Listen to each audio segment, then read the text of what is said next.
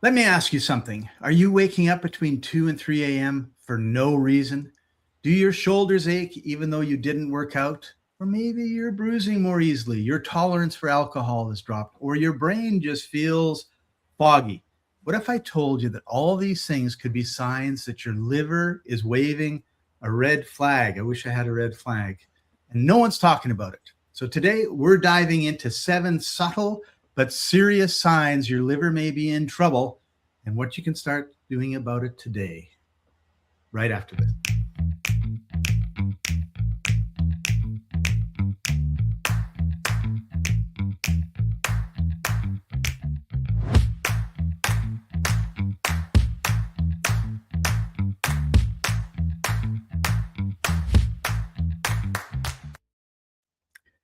Welcome, everybody. This is the Life Enthusiast Health Shots podcast, restoring vitality to you and the planet. I'm your host, Scott Patton. Joining me, as usual, is the health engineer, Martin Patella. Hey, Martin, how are you doing this beautiful New Year's? I am doing fine. My liver remains undamaged by alcohol, but it has been highly stressed by too many figs and dates. Oh, no. And I had some of those too. Yep. We got together. We're in the same part of the world and took a little walk, which was kind of nice. You know what's interesting is liver is the only place where fructose is converted into glucose. Fructose comes from the sugar. I mean, from fruit. Sugar, as in sugar that you put into cakes and whatnots, is called sucrose, and that has one molecule of glucose attached with one molecule of fructose running together, and that needs to be separated. The glucose is directly used up as energy, and the fructose needs to be converted in your liver into glucose, into usable. And there is the word HFCS, high fructose corn syrup. It's in everything. In place of sucrose. It's sweet. It's used for sweetening all kinds of things now because we're growing tax subsidized corn. We have more corn than we know what to do with. And we shove it into stuff and then we push it into foods, and it's stressing our liver even worse than alcohol. Yeah. And one of the problems that we have, Martin, is our medical system doesn't do anything until it's an emergency. Well, yeah, we don't have a healthcare system. We have sick care system. Yeah. So they'll say, oh, yeah, like this is going high, but it's not so high that we need to do anything about it. Or it's going low, it's not so low, we need to do anything about it. Yeah. And then the next thing you know, you have a problem. Yeah, you end up with the liver enzymes elevated, and that's a sign they tell you, and then they tell you have a fatty liver, and that's the fatty liver by alcohol or the NALFD, no NA whatever, non-alcoholic fatty liver disease, NAFLD, which is a weird thing, right? Like many people end up there innocently, not understanding that their genetics called for them to be a carnivore, and they ended up being a carboholic. And a carboholic is an addiction of most of us thyroid dominant people because the mouth wants it, but the liver doesn't. Right. Yeah. So another reason to cut back on the carbs. Well, it's not everybody, but the thyroid types are definitely healthier when they eat protein rather than starch. Right. So let's talk about this waking up in the middle of the night and how that liver imbalance affects our sleep. Yeah. Circadian rhythms. There's this chart, you can go find it. It's the Chinese circadian rhythm, traditional Chinese medicine circadian rhythm. And there are 13 circuits, 12 of them are running on this clock. Each one of them gets a 2-hour slot. And the liver meridian is on between 1 a.m. and 3 a.m. And in that time slot, you are, or the liver is, doing its own maintenance processing. So I'm busy, I'm not putting out new energy. You run on what you have stored. Right. That stuff is stored in your muscles more than anything. And if you're a well musculated person, then you, of course, will store more energy. But anyway, if your dinner was mostly carby, that's instant energy in form of glucose rather than fatty, which would be a slow burning fats, then by the time 1 a.m. hits in, most of the glucose has been used up. And then your body by 2 a.m. says, not enough energy. The adrenals kick in, wake you up, and say, we're starving here. Feed us. Right. And the antidote there would be more fiber, more fat. Yeah. So can the problems with the liver show up as pains in like our shoulder or our hips or some other places? And in general, the inflammation will, right? Well, gallbladder and liver will hit you in the right shoulder blade, right? This is well, it's just where my breast is, right? But it's on the back. If you're hurting down there, you're probably having a gallbladder liver issue. It's a curious thing, right? Yeah.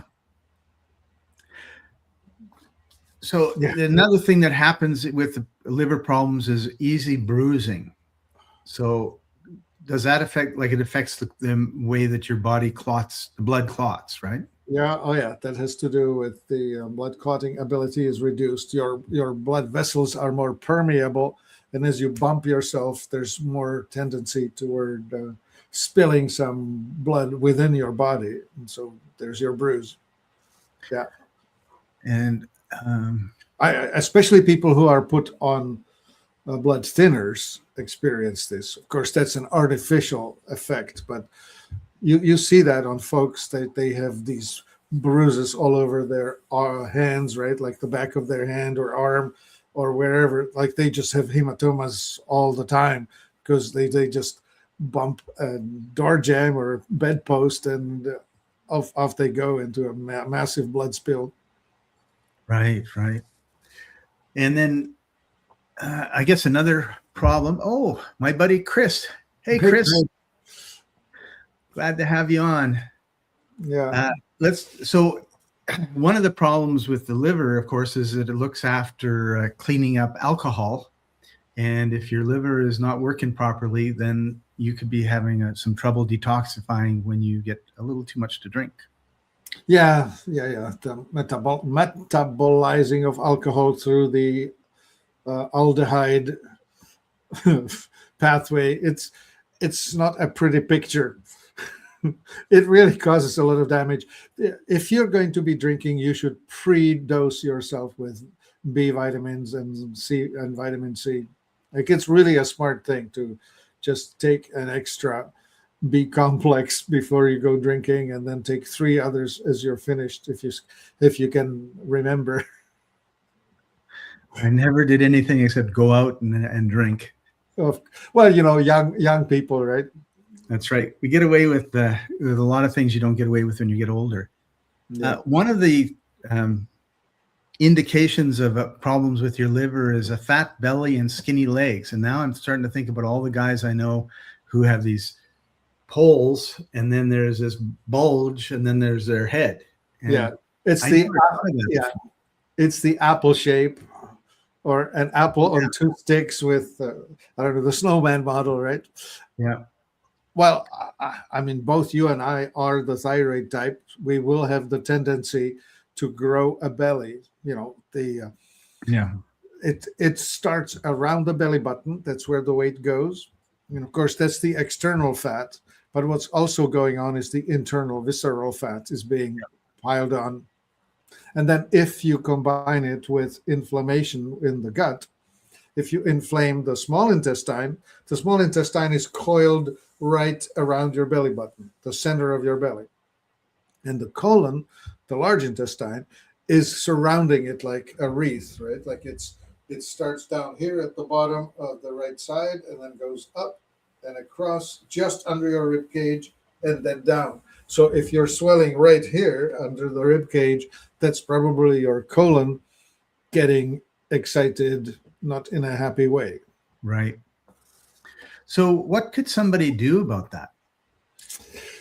Oh, leaky gut, unleak your gut. Well, so eat dirt, as in humic acid, fulvic acid, to create a terrain for How the about this microbes. one? Probiotics. That There we you saw. go. That's a great one. So that would be part one. Part two should be prebiotics, which is the oligosaccharides. Those are the soluble and insoluble fibers that are found in plants.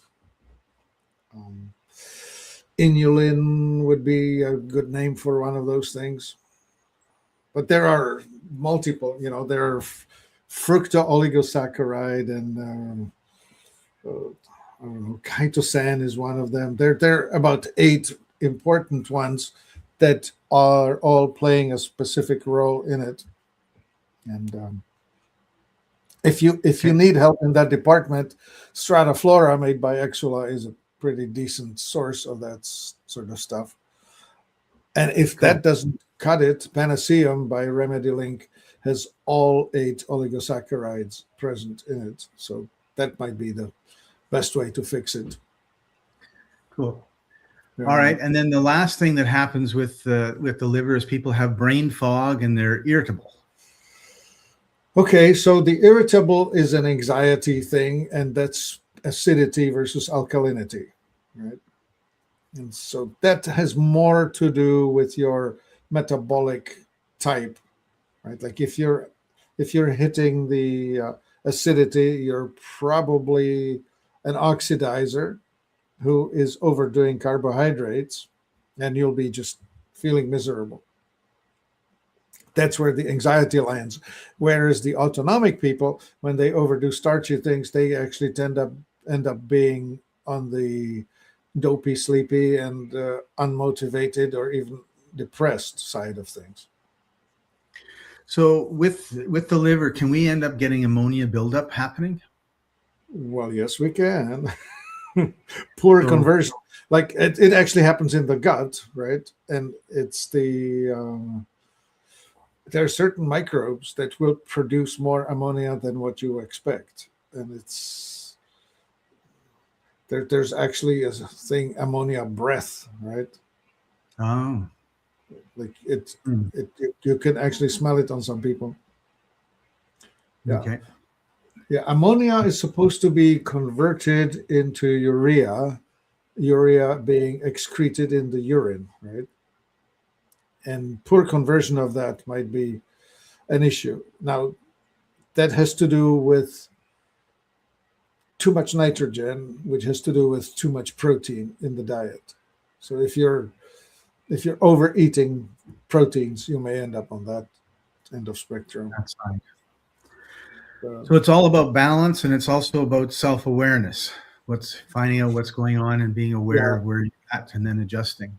Yeah, you need to match your type. You need to match your genetics. You need to understand that your ancestors have pre-selected genetically to the local food resources that they had where they were living. And you need to follow that. If you don't, then you're just, you know the story how you are trying to race the turtle with the rabbit. Yeah, the tortoise and the hare. Not gonna work, right? Well, actually, the metaphor that came to me was I have a pet turtle and I'm teaching it to jump, and I'm telling it, turtle jump, and he never does. Right. Because he never will. Yeah, if you want to teach a fish how to climb trees like a monkey, it's just not going to work. Yeah, there goes another wonderful example. Yeah, so if you're a fish, you might think you're really dumb because you can't climb trees, but you're not made for that. Yeah, you're just... So we have some steps to support liver health, and I want to talk about each one very briefly because I think whether it's a good or bad also depends on your metabolic type, which is why it's so important to find out more about metabolic typing. Number one, stop snacking. So does that apply to everybody or just us thyroid types? It actually applies to everybody. It's even, well, the thyroid are great at 3 meals a day, not 5, not 7, not graze all day long, right? Just 3: breakfast, lunch, dinner.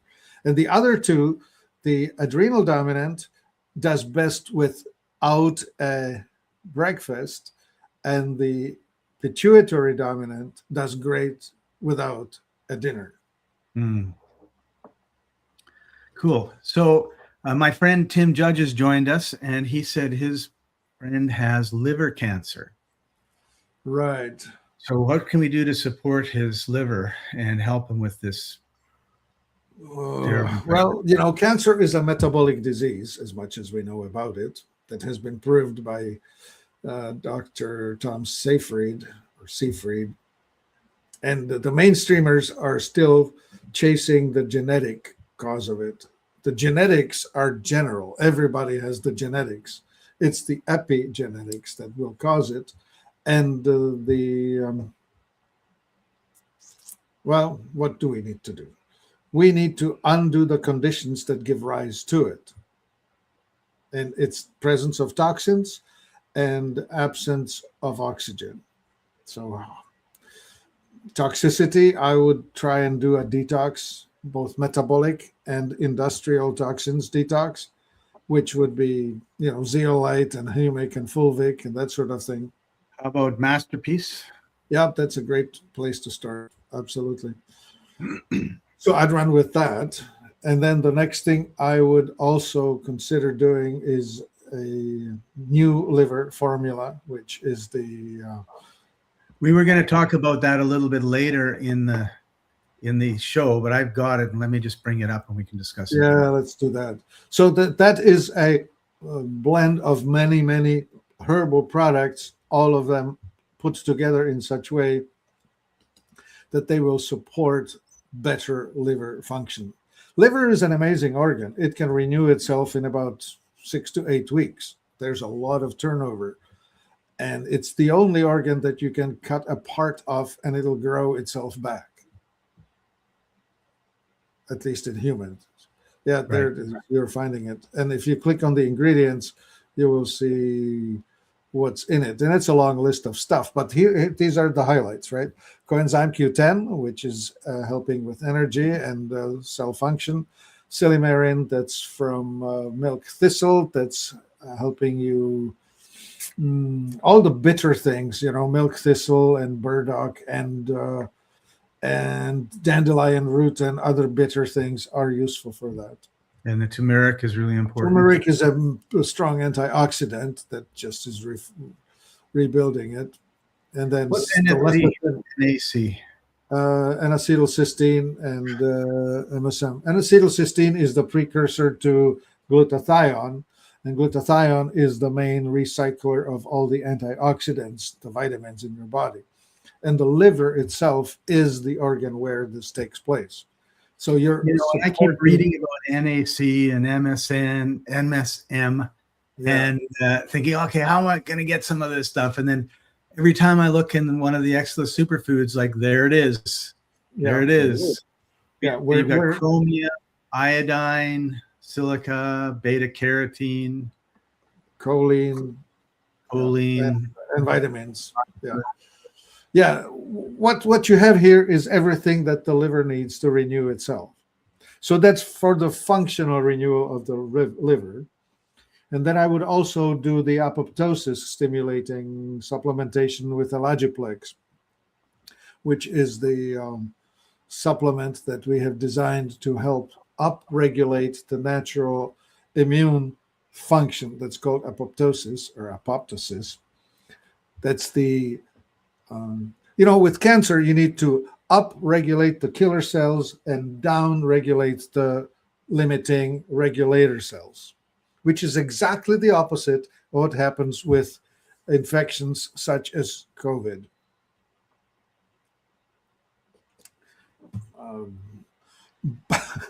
both the infection itself and the so-called defense through injections is counterproductive when it comes to defending your body from cancer. That's, the problem we have been, or people have been experiencing, especially those who have been exposed one way or the other, is that they have now a greater affinity toward cancers. Mm. So I don't know if your friend's friend has or has not had an excess exposure to the C19 beast.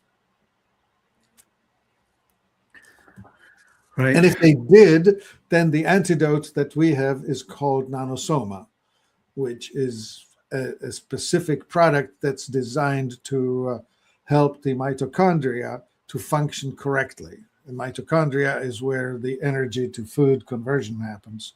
I mean, backwards, food to energy conversion happens. And you want to have more of that because, again, cancer is a metabolic disease. It's a disease of the body not converting food to energy correctly. There are two types of There's an anosoma. Oh. Yeah, it's a lovely little thingy. You pop that. In case anyone was wondering if I walk the talk or I just talk about this stuff, no, I got all these things that I'm taking so that I don't have to take. You see over here, this is my personal stash in boxes. It's sitting here waiting for any one of my family to come here and says, "Dad, I don't have enough," or whatever. So in the comments, we put most of these, the nanosomas there, the new liver, power liver is there. The Alagiplex should be added in here. Yeah. Okay, we'll add that to the comments.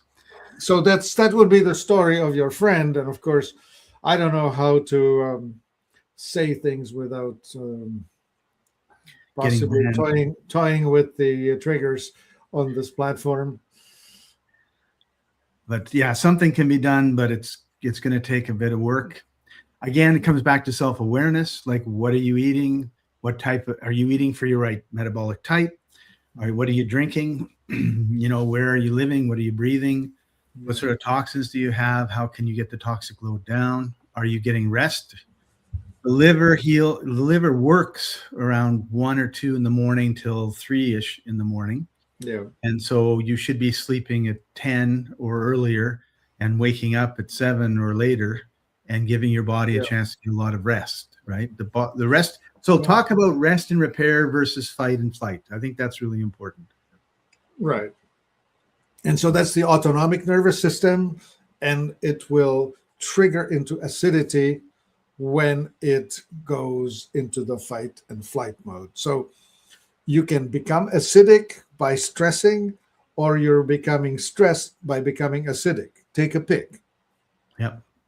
And so becoming acidic nutritionally is eating foods that are going to take you there. So if you're an oxidizer, carbs will do it. If you're an autonomic, fats will do it. You need to watch that.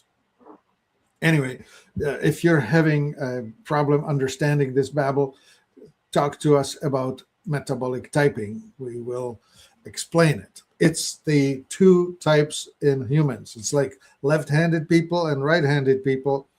You cannot play a guitar that's got the string. Well, you could be a Jimi Hendrix. He could do it. But you need to be playing the guitar that's the left-handed guitar or the right-handed guitar. Take a pick. Yeah. Or a hockey stick, right? If it's bent this way, you're a left hand down. If it's bent this way, you're the right hand down. You need to pick. Well, anyway, metabolic typing is like that. You will find out whether you are carbs make me nervous or carbs make me sleepy. Yeah, if I want a nap, I just have a slice of bread. That's all it Yeah, takes. that's it. And I'm hoping that this URL hasn't This changed. does not work now. We need to. Oh man, we have done some terrible things. We have completely revamped our website, and a few things don't work as they used to. Right. And the So- calendar is not up yet. You need to phone me. Yeah. Go to life-enthusiast.com, call, ask for Martin, Tim, and have a real conversation, because we're just talking the kind of the global look at all of this stuff. Yeah, general. So we were going back to some ways to support liver health. One was stop snacking, eliminate sugar, starch, and seed oils. Seed oil is such a huge thing. Seed oils. So canola, cottonseed, corn oil, safflower oil, those are all oils that are sold as refined plant seed oils. They are sitting on the grocery store shelf. You will watch for the word refined. They're usually extracted from the seed under high blood pressure, under high friction. They become rancidized. So then they have to deodorize them. They have to degum them, take out of them all the good stuff and leave just a pure omega-6 oil, which you don't need more of. Yeah. So look at olive oil or avocado oil or coconut oil. Yeah, and butter. And butter. And lard and tallow. Tallow. I got a skin cream that was made from tallow. It was like a little market up in Prince George, and she was selling it. I thought, oh, that was cool, and I bought it for my niece-in-law, and then decided I wanted it. So don't tell her. Yeah, of course. It penetrates into the skin beautifully, right? Yeah, it's wonderful. Yeah. But I took it because I saw tallow, and I thought, wow, I haven't seen tallow and lard and that sort of stuff for a long time. Yeah. What's interesting, of course, is that there are other animal fats like emu oil or ostrich oil are famous for skincare, but duck fat and chicken fat work really well too. Cool. Look at the quality of the food that you're eating, like eat high quality meat and vegetables, organics. Get to know the farmers. I think every city has farms around it. Like, learn the farmers, support the farmers, go out there and see if you can't get the meat there. Go to sleep earlier. I mentioned, the 10 o'clock to 7 o'clock thing earlier. Yeah. Oh, by the way, if you do wake up in the middle of the night, don't sweat it. Just take a break, just read a book or knit a sweater, do whatever you want to do between 1 and 3, and then go back to sleep. Yep. That's what happened to me last night. I woke up wide awake at, I don't know what time it was, 1:30.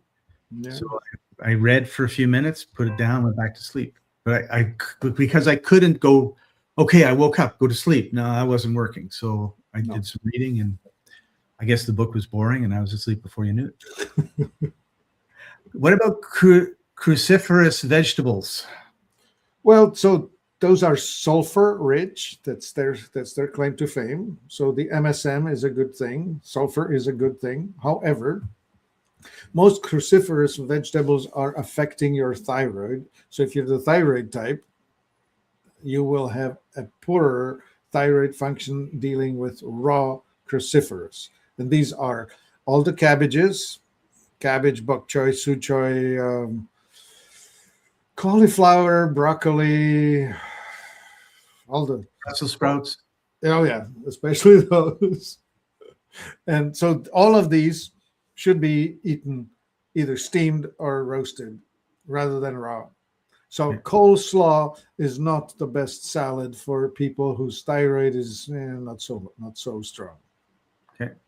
And the last one was, of course, the extra liver supplement. Yeah, for sure. You definitely want to help your liver with that. Cool. It'll give you a lift. All right. So your liver does a lot of work, and I can tell you from experience, when it's not working, it's a death sentence almost. So you need to really look after your liver and the rest of your body too. But the liver does a lot of things that no other part of the body does. And, we're coming to the end of our time now, Martin. Any last comments or tips you want to leave everybody with? Some of us do okay with fruit to a degree, but never overeat it, because if you overdo it, you're overstressing your liver. It's a curious thing. You can do it, but don't overdo it. Right.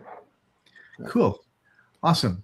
So if this episode has helped you or given you hope or changed how you look at your health for the better, then please share it with a friend. Please leave a comment, hit the like button,